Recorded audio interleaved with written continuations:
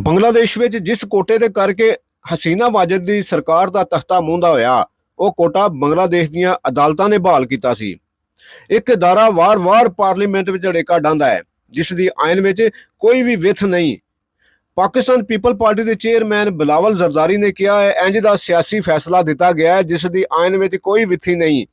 Parliament ਦੀਆਂ ਸੀਟਾਂ ਇੰਜ ਵੰਡੀਆਂ ਗਈਆਂ ਨੇ ਜਿਵੇਂ ਬਾਲਾਂ ਨੂੰ ਚੀਜ਼ੀ ਵੰਡੀ ਦੀ ਹੈ। ਦੁਨੀਆ ਦੀ ਕੋਈ ਵੀ ਜੁਡੀਸ਼ਰੀ ਸਾਡੀ ਜੁਡੀਸ਼ਰੀ ਦਾ ਮੁਕਾਬਲਾ ਨਹੀਂ ਕਰ ਸਕਦੀ।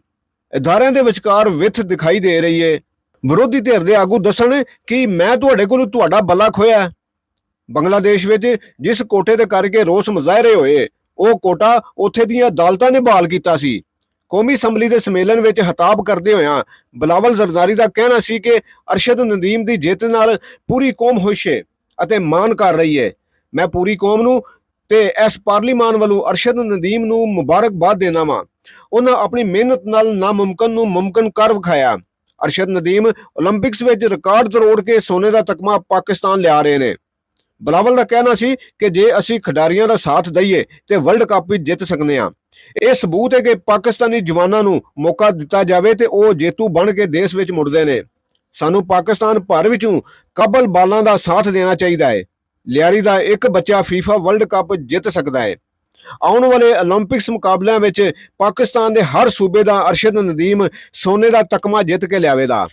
ਬਿਲਾਵਲ ਦਾ ਹੋਰ ਕਹਿਣਾ ਸੀ ਕਿ ਅੱਜ ਕੱਲ ਜੋ ਕੁਝ ਮੁਲਕ ਵਿੱਚ ਚੱਲ ਰਿਹਾ ਹੈ, ਜਿੱਕਣ ਦੀ ਵੰਡ ਸਿਆਸਤ ਵਿੱਚ ਮੌਜੂਦ ਹੈ, ਉਹ ਪਾਕਿਸਤਾਨ ਦੇ ਇਤਿਹਾਸ ਵਿੱਚ ਨਹੀਂ ਲੱਭੇਦੀ ਅਤੇ ਇਸ ਕਰਕੇ ਆਵਾਮ ਵੀ ਮਾਲੀ ਤੌਰ ਤੇ ਮਾੜੇ ਹਾਲਾਤਾਂ ਵਿੱਚ ਇਹਨਾਂ ਦੀ ਮਦਦ ਨਹੀਂ ਕਰ ਰਹੇ। ਕਾਨੂੰਨ ਤੇ ਹੁਕਮਾਂ ਦੀ ਸੂਰਤ ਹਾਲ ਦੇਸ਼ ਦੀਆਂ ਚੌਂ ਨੁਕਰਾਂ ਵਿੱਚ ਔਖੀ ਹੁੰਦੀ ਜਾ ਰਹੀ ਹੈ। ਅਸੀਂ ਇਸ ਪਾਰਲੀਮੈਂਟ ਵਿੱਚ ਸਾਂਝੀ ਰਾਏ ਵੀ ਨਹੀਂ ਬਣਾ ਸਕਦੇ। ਰਾਤ ਅਸੀਂ ਇੱਕ ਦੂਜੇ ਨੂੰ ਗਾਲਾਂ ਕੱਢ ਰਹੇ ਹਾਂ, ਇੱਕ ਦੂਜੇ ਨੂੰ ਚੋਰ ਗਦਾਰ ਆਖ ਰਹੇ ਹਾਂ। ਸਾਨੂੰ ਕੋਈ ਇੰਜ ਦਾ ਤਰੀਕਾ ਕੱਢਣਾ ਪੈਣਾ ਹੈ ਕਿ ਲੜਾਈਆਂ ਲੜੀਏ ਪਰ ਸਿਆਸਤ ਦੇ ਦਾਇਰੇ ਵਿੱਚ ਰਹਿ ਕੇ। ਸਾਬਕਾ ਵਜ਼ੀਰ ਖਾਰਜਾ ਬਿਲਾਵਲ ਜ਼ਰਦਾਰੀ ਨੇ ਕਿਹਾ ਕਿ ਪਾਕਿਸਤਾਨ ਦੇ ਸਿਆਸੀ ਕਾਰਕੁਨ ਬੰਗਲਾਦੇਸ਼ ਦੇ ਹਾਲਾਤ ਨੂੰ ਗੌਰ ਨਾਲ ਵੇਖ ਰਹੇ ਨੇ। ਮੁਜ਼ਾਹਰੇ ਉੱਥੇ ਫੌਜ ਵਿੱਚ ਸ਼ਹੀਦ ਹੋਣ ਵਾਲਿਆਂ ਦੇ ਕੋਟੇ ਦੇ ਉੱਤੇ ਹੋਏ। ਇਸ ਕੋਟੇ ਨੂੰ 2018 ਵਿੱਚ ਹਸੀਨਾ ਵਾਜਦ ਨੇ ਆਪ ਖਤਮ ਕੀਤਾ ਸੀ ਅਤੇ ਉਹਨਾਂ ਦੀ ਅਦਾਲਤ ਨੇ ਬਹਾਲ ਕਰ ਦਿੱਤਾ।